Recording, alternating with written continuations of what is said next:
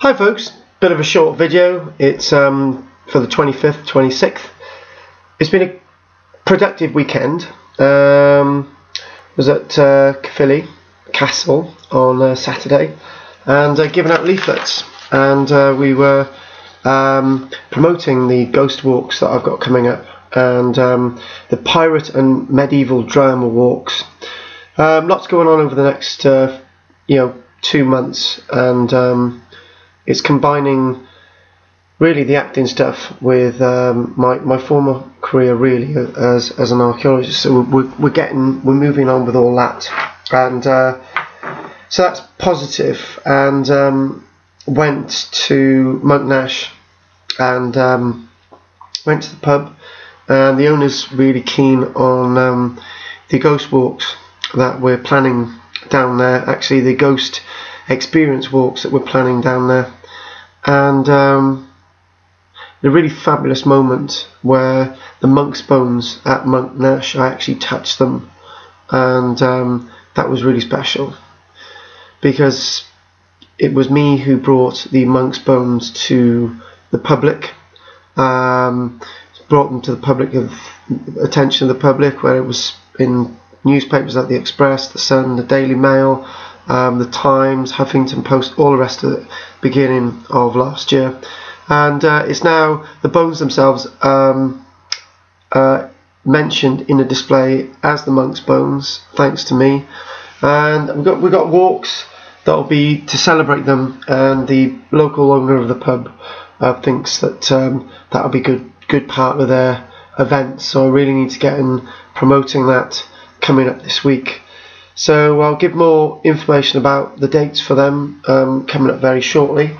And today, Sunday, has been a really successful day.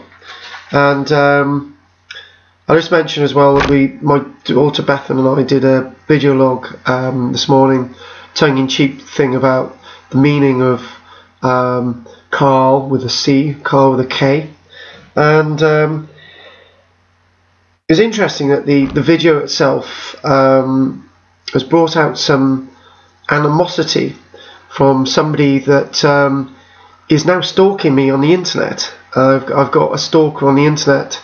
We've identified who they are, and it's somebody that's deliberately disliking all my videos, but they're watching all my videos, and it's fabulous that they're watching all my videos because I'm actually making money every time that they watch my videos, and I really appreciate that. So my stalker, keep watching the videos. I know who you are, and keep disliking, because I get money by every time you watch my stuff, every time you dislike my stuff, every time you share my stuff, and I really appreciate that, Mr. Stalker. Anyway, going away from the stalker, and by the way, everybody watches my stuff. I've got analysis that comes through from the company that I work with my YouTube accounts, and we can track down who's watching my stuff. So that's great. So don't get paranoid about that, because obviously the genuine people I know watch my stuff, and that's brilliant.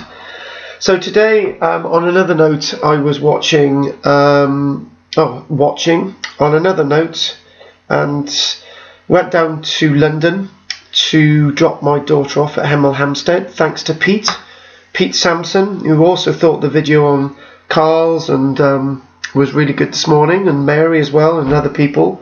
Thanks for your comment. And he did the transport down to London today, and we had loads of weird experiences to talk about, but probably not do them today. We went around the amphitheatre of at St Albans, Verulaneum. I'd always spoken about the Roman site at Verulaneum when I'm giving lectures about the rebellion about AD 61 that involved the figurehead Boudica, who led the Iceni people and other tribal peoples of that area in rebellion against Rome. I've always believed that Boudicca is a name given to a number of female figures that were responsible for that great rebellion, and one of the cities that they burnt down was Verulaneum. And one of the great things that I saw today was a long stretch of Roman wall really long stretch of Roman wall, really intact. Went up for the best of 300 meters in length, which was a phenomenal length of wall, bits of it in a good state of preservation. And there was another piece that was railinged off. And I've always wanted to see some of the evidence of the rebellion from AD 60, AD 61. And I was looking at the wall and thinking, where do I find this evidence? And suddenly it hit me like a ton of bricks. Bricks, literally. Some of the bricks used in the fabric of the building of the wall, which the building of the wall was much later than the early work. Most walls in Roman Britain were being built between the 200-300 years AD, because we didn't need defences in Britain around our cities, because most of the people took on Pax Romana, rolled over, and took on Roman ways and become Roman.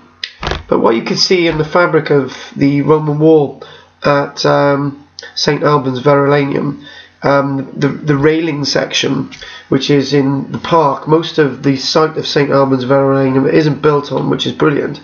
So it's there for future generations to geophys, not excavate, because we don't need to excavate to get the results. And there was these buckled, twisted, burnt stones that had clearly been reused in the fabric of the wall as a string course, because the Romans built with foundation level in Verulaneum. It was rammed chalk, rammed flint nodules, mortared in, and then there would have been layers, 3 layers of Roman tile, more flint nodules, 3 layers of Roman tile, and so on. These lower layers of Roman tile had clearly been burnt. They were different colour than the rest. They were buckled and distorted, and they reused in the building this wall. And that's my evidence for the cataclysmic event that affected Verulaneum, that probably had about 50,000 victims. People that had become Romanized, Romans themselves, traders, who were all killed in this huge disaster. Verulaneum rebuilt, and obviously later on they took all the tiles and used it to rebuild the wall. So it's great seeing that. It was really exciting. And then bit of the mosaic, beautiful piece of mosaic in situ from a building on display. Got their own building. Didn't get a chance to see the museum. It was raining all day today. But I really want to see the theatre, and bit of a bargain at £2 a time to see the theatre. Bits of mosaic there to see, bits of building, all the rest of it is explaining. Peter and Beth and my daughter with me, was entertaining them, and other members of the public were listening. Is that guy an archaeologist? He sounds really interesting. So yeah, that was me. And on a negative, I was disappointed to see that the Roman column at Verulaneum, which is always seen in the photographs, I thought it was original, but it wasn't. Most of it was reconstructed, the column itself.